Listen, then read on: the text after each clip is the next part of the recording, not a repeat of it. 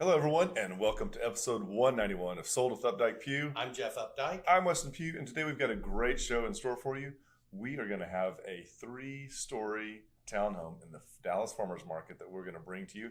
It is a great home, and you don't want to miss it. And in our second segment today, we're going to talk about how property taxes work.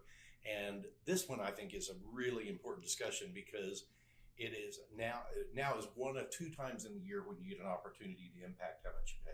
And it is a doozy because when you see it add up, you will definitely want to get ahead of this. You will. So how are you feeling, Jeff? I'm good. Good to hear. What you been doing for a couple of weeks? I've been laying on the couch with COVID, so thanks so much for asking. Lee. He got it one week, and then I got it the next week, so it's kind of taken us both out for a couple of weeks. Tough go of it. I had headaches, fever, did not get any medication for it, and ended up down for 6.5 days, but tested positive through day 12. It was annoying. And then Jason actually got it 7 days. I think Jason got it around the same time you did. Mm-hmm. And Jason had a sniffle, and that was it. Never felt bad, never had a fever, never had a headache, didn't get worn out. So it is really a hit or miss, and I'm thinking it is more and more associated with what blood type you are. So, you know what blood type you are? O. You are an O too? I am an O. Ugh, so is he. And my mother is too. You're an O too? All of y'all, enough of that. Yeah. Ugh. And I don't know. I'm don't want to ever say I'm glad I was sick for any reason, but I'm glad we're at this point because we leave tomorrow to go to a conference in San Diego that is put on by Berkshire Hathaway, Home Services of America, called Stronger Together, and they were bringing lots of top speakers, lots of really great people in to talk to us for a couple of days. So it'll be interesting. It will be good. Also, break some of that 101 degree temperature, even though I have heard that there's a chance that the upper level high is going to move off, and we are going to get some lower 90s at the end of the week that we will be missing. But we'll have a little beach behind us, so we'll see how that goes. Good. So let's go ahead and jump into the market watch. And what we like to do is we like to compare last week versus this week's 7 days and see how they look in the Dallas County. We're really trying to find out what's happening because we know so many times right now in the marketplace we're seeing the media really overhype some of these highs and some of these lows, and we really want to kind of drill down. And one of the great things is we can do this for you if you're interested in a home based on the zip code, school district, or just a certain area. Let us know. We can make that happen. We can. So the first area that we want to talk about is coming soons. And so coming soons are homes that are put on the market. And these are usually done for about 15 to 30 days ahead of the schedule. And this is up 3% to 77 versus 75 over last week. And then also when we go active on the market in the last 7 days, there has been a decrease of 13% to 450 units versus 516 the week before. And then once a contract has gone under contract, and we call it the option period, which is usually 5 to 7 days, it gives a buyer time to do the inspections and really get an idea of the condition of that home. That is actually down 3% to 341 versus 352 last week. And then our pending sales are actually up 4% from a couple of weeks ago. We in Dallas County, there were 213 pendings over the last 7 days. Solds were down about 21%. I think it's just a feature of how the month falls. But they were down to 341 closings in the last 7 days in Dallas County. Yep, so lots of good information. Again, we really just like to give you the nuts and the bolts of it and take away all of the hype so that you can get a better idea of what is happening in Dallas County over the last 7 days. And one of the other things that we're going to bring up on the screen for you is a chart that shows the last 3 years of activity for MLS in terms of inventory, new listings, and for sale inventory. And the first one is the inventory of homes for sale. You can see that over the last 3 years that we've had the typical highs and lows. At the highest point in our MLS, we had about 7,500 homes on the market. That was in September of 2019. At the lowest point, we were in February of this year, where we only had about 1,883 on the market. But just since February, our inventory has grown all the way up to almost 4,000 active listings in Dallas County. That's pretty great. And then also one of the things that we're going to point out is new listings in the market, because that is one of the indicators of how things are progressing along. And you can see that as August is entered, as always on the slide, it is dipped down, and we are right now, it looks like our high was in June, and that was at 3,445. And as we move over to looking at what happened in July of 2021, that was also the high, and it was down, you can see, to 3,224, which is off a bit. Moving into July, or it looks like May of 2020, that was actually the high month, which is, again, it shows it's not always the exact same month showing the highs, and that was 3,349, which again is within the ballpark. One of the biggest jumps is that when you see back all the way before all of the COVID started in 2019, May was a huge month with 3,625. So again, this just kind of shows you the history, and that this is beginning the slowdown of the real estate market.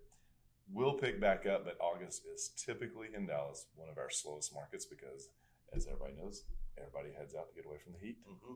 So can't blame them. Nope, it's the last time to get a vacation before school starts.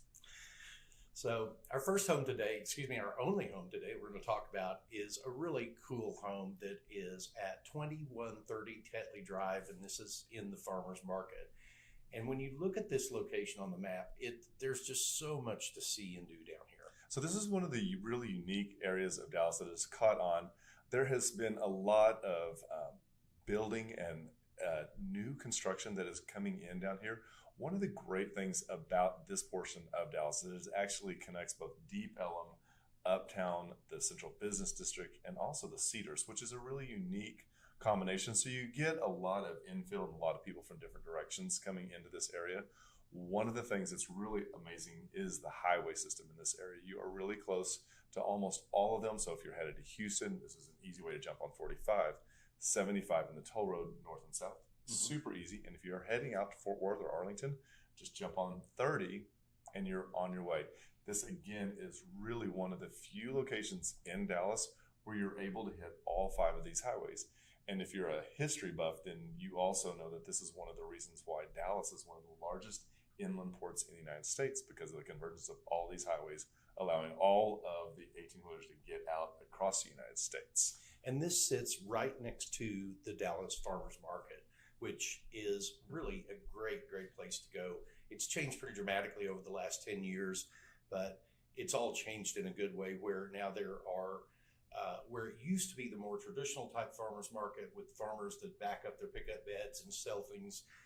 There is still that factor in it, but there's also another factor that I love that is really almost a European style food hall. So if you've been to Napa or you've been to Hellsburg, you know that those food halls are really popular. This is where this is headed. I think we've got Rex's. The most interesting thing too is there's a diverse type of food, but they also have some of the locals. So if you're really familiar with the catchy little shirts called by a company named Bullzerk, they also have one down here, which is really great. So there's all kinds of restaurant, 8 Cloves. We had lunch at La Ventana yesterday, which was really great. I had some of the best salsa I think I've had in my life there yesterday. So one of the other things too that we like that is down there is that we can see that this area is becoming termed the East Quarter of Dallas. And it's really great because this is about 8 blocks. It's 30 different buildings, all owned by one person. And it has really taken on a higher end look. There are restaurateurs that have ventured out into this area. One of them is, if you're familiar with Neighborhood Services, they've created their own brand down there called National Anthem, which is really great. Try that out. But it's a really interesting mix because of the way that it's situated so close to the highway. We've been talking about this and wondering if that 345 highway that connects Woodall Rogers to 45 will ever come down. It is a big discussion right now that is being had. If that does happen, it looks like there will be a lot more taxable value for the Dallas budget to creep into. And one of the other places down there that I'm actually going to let Weston talk about too is called Electric Shuffle. So I think that you and Adrian and everybody needs to take your Wednesday night friends and you need to head down here, make a reservation. This is a really interesting thing because it is a shuffleboard electronically, 12 cameras positioned above it. They keep score of everything. They actually add a whole different set of games because it is digital. and it is well worth it. Really cool vibe, not too one way or the other, just a really good smorgasbord, which is actually what Deep Ellum is. Yeah. And the last link that we wanted to talk about is a park that is coming to life in the farmers market that's called Carpenter Park. And this is a park that is located on the eastern side of downtown, butts right up against Deep Ellum. And it has started opening just in May of this year. As we were driving by yesterday, they've got the small off-leash, the small dog off-leash dog park. They have the fountains operating. They look like they have bocce ball courts. And it's 5.6 acres? So Yeah. the largest one downtown. Yeah. And what's the dart rail substation that's down there? That is the East End Station, and that is where, if there's a West End Station which connects to Dart Rail, there's an East End Station that is really just buses. There is a train station just to the north of there, about 3 blocks. It's up by North Dallas High School. The old Dallas High School right there. It's a really great area. If you're not from here, we'll put the links in the comments below. Check them out. You'll get a really great idea of what's happening around this area. So we're going to take a look at, again, as Jeff said, 2130 Tetley Drive. It's a 3-bedroom, 3.5 bath, 2-car garage. It is 2,242 square feet, and it could not be more perfect. This is such a cool home. So these are brownstones, and one of the great things about this construction is that they really focus on the way the outside of them looks. So there's not a lot of siding, which we love. The brick is amazing. They actually got the mortar right, which you're rarely ever going to hear me say, but it all works perfectly. They also use the dark frame windows, so it's just a really nice back and forth. I feel like it looks like what we here in Texas think brownstones look like. It does. It looks like these were designed by the same guy that did American Airlines Center. Yes, that's a great way to put it. Traditional stone brick exterior. You've got a little difference in the composition between your hard, your soft uses outside. Very Americana. So one of the things downstairs is that you've got a really great bedroom. You've got double doors, wood floors, high ceilings, which I really appreciate because so many times they try to make a budgetary cut by lowering that plate. You do have the 2-car garage, which is so important in this area to be able to have your own parking. Epoxy floors, great set of storage racks there on the side that you can easily add I think it's Rubbermaid racking that helps keep you organized. And you've got this little mudroom space as you come in off of the garage, storage under the stairway there. Really a great arrival.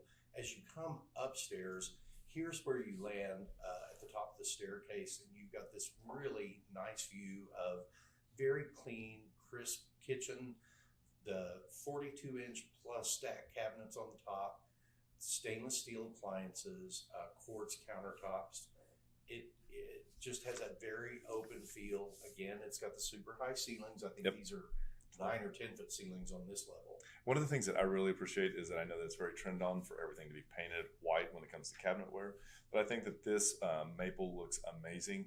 I like the rich tone. It's the right tone. Sometimes we get lost in some of these other constructions where they're too black or they're too red.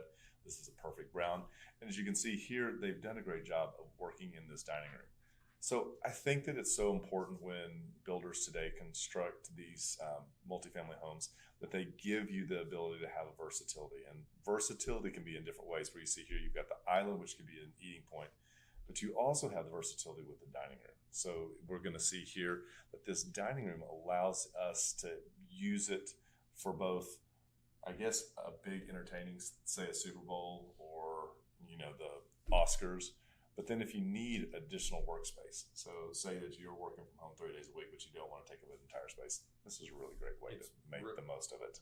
Really perfect. And then when you flip around on this, you get to see the openness of the living room. Again, super high ceilings make this feel very voluminous. The doors at the end open onto a small step-out patio, and those hardwood floors come all the way up onto this level. So one of the things that I think is really important is that when we have open spaces is that we have focal points. And one of the great things they've done in getting this home ready for market is they've created 2 different focal points on both of the main walls so that you have the ability to move your furniture onto either side. And as you can see here, this is really set up so that if there was a TV that needed to be in a space in that art, it works out really well. Again, it's easy to set up. A sectional pivot swivel chairs also work really great in this space. And as Jeff was saying, this has a really great little patio space.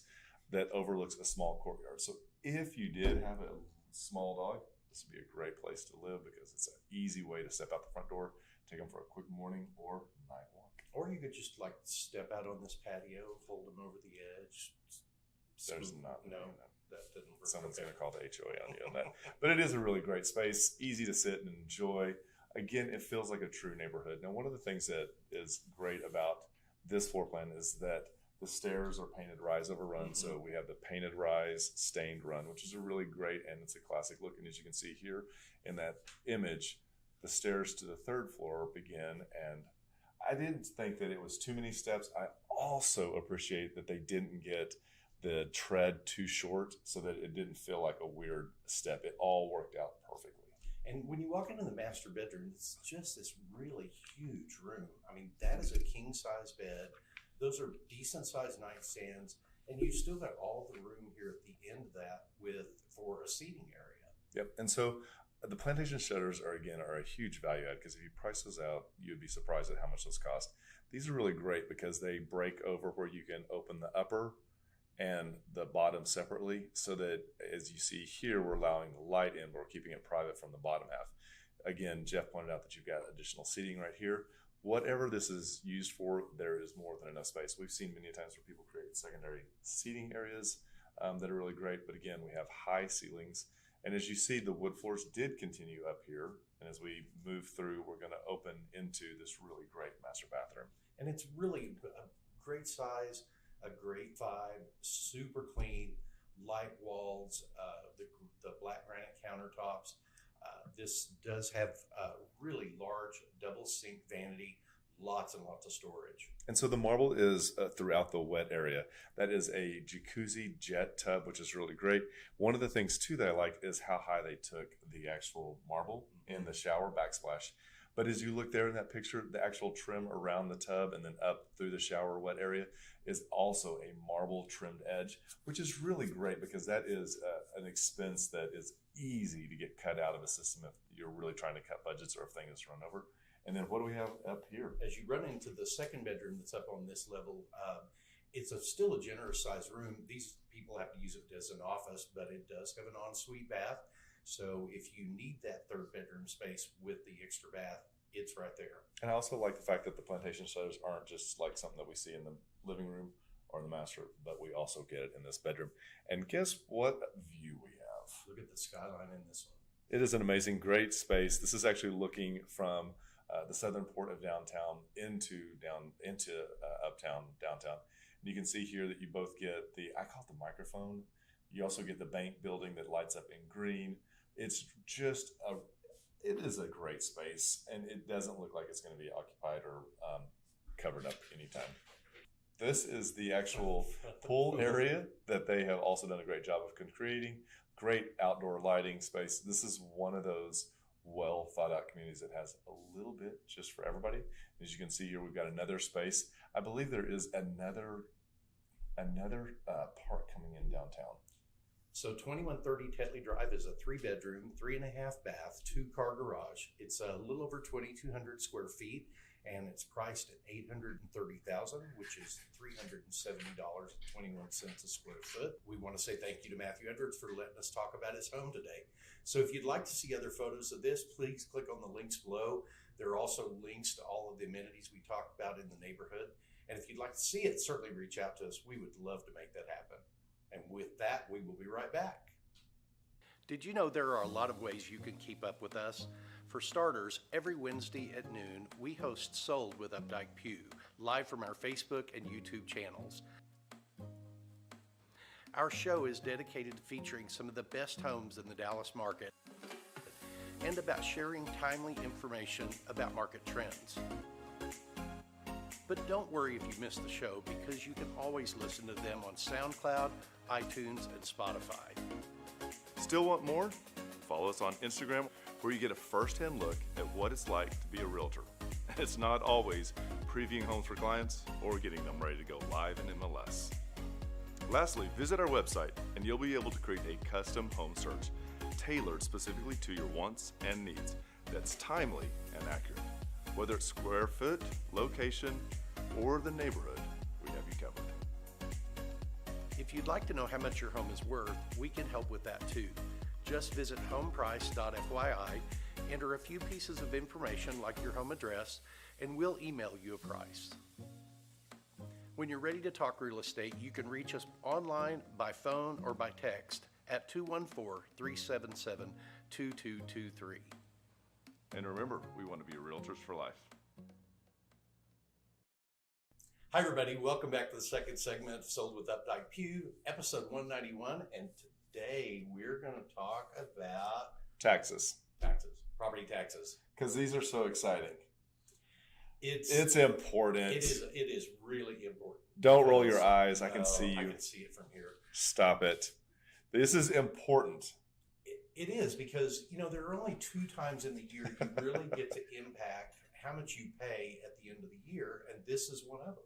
And the other thing to keep in mind is that if you don't get this under control, that it just grows on itself. As we talked about in one of our previous episodes, this becomes a problem. We're going to show you here how it does, because one of the examples that we wanted to bring up to you was the price appreciation that's gone on in the marketplace over the last 2 to 3 years. Mm-hmm. The taxing entities are getting an automatic bump to their budgets. Enormous. Without talking to the taxpayer at all about it. And so on the first little simple spreadsheet that we wanted to present to you today, this is going to give you an example of the city of Dallas and how their tax bills have worked and tax rate has worked over the last 3 years. So in 2020, we have the example of the city of Dallas tax rate was 0.7766 cents per $100 of value. And if you bought a home in 2019 and you paid about $500,000 for it, chances are your taxes in 2020, your value is going to be $500,000. And your tax bill at the current rate would have been about $38.83 in taxes. And then fast forward to 2021, and we got a 0.002% cent decrease, not percent, a cent decrease per $100 in value. And that brings your taxes down, doesn't it? But no, because what happened? Your value went up. Yep. So if we applied a 14% increase in value based on what we saw in Netris, that brings a $500,000 home in 2020 up to $570,000 in 2021. Move that across with the tax rate, and that comes up to $4,425, which is an increase of $542. It is. And then in 2022, again, the tax rate the proposed tax rate is going down by about 3 cents per $100 in valuation. Amazing. But if the taxable value followed the market and went up to $661,000, which is the amount that the market has increased over the last 2 years, mm-hmm. your tax bill now went to $4,930. So that is an actual increase of $505. So what it looks like in 2 years is that your taxes went up $1,047, and that was on $500,000.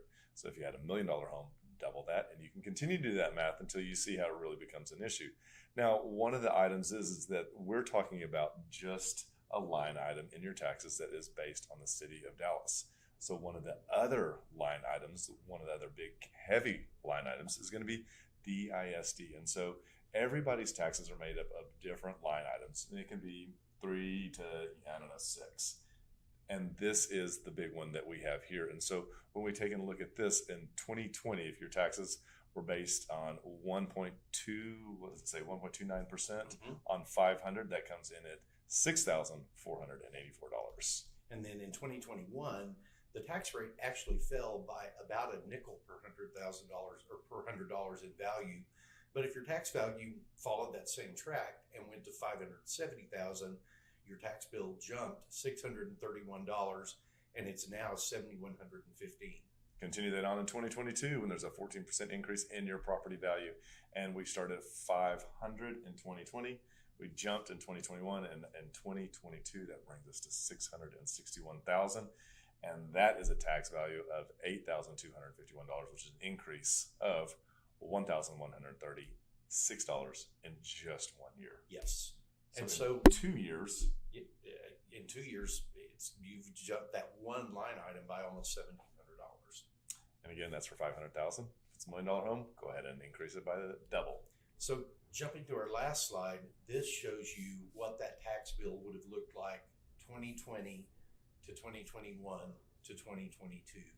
And so even though the tax rates in most of the taxing entities have come down a bit, the tax bill still goes up. Because it's based on value, and the appreciation rate has gone 14 and 16% here in Dallas. It has. And this is an incredibly important subject because, again, you only get 2 opportunities to make a difference in how much you pay annually on your taxes.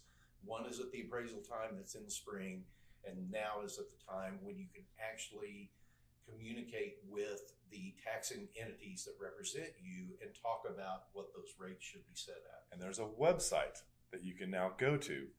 They used to take and publish this information in the Dallas Morning News, but as things have changed and the internet has moved forward and subscriptions to Dallas Morning News have decreased, it's a website. So we're going to put the link in the website. Click on that, put your address in, and it will bring up all the line items that make up your tax. Now, go ahead. And this is a website that was created because the 86th legislature said the taxing authorities and appraisal districts have to make this information available to you online. And should it not be available to you, you have an opportunity to be able to stop the taxing authorities from sending out bills into that set of property owners. Yep. So inside your tab, you'll be able to click on one that shows you when these meetings happen.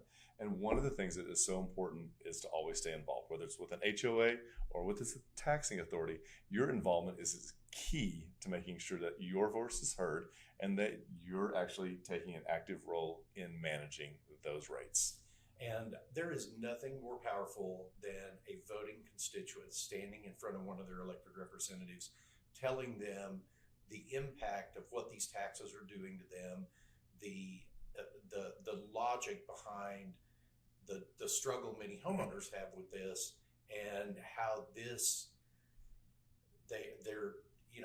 I feel like it's kind of like the old corporate move where it's like, oh, you got to spend everything or you're not going to get it next year. Yep. I don't buy that when it comes to property taxes. So you get to find out when the meetings are being held at City Hall. You can also click on a tab that'll show you how to contact the taxing authorities.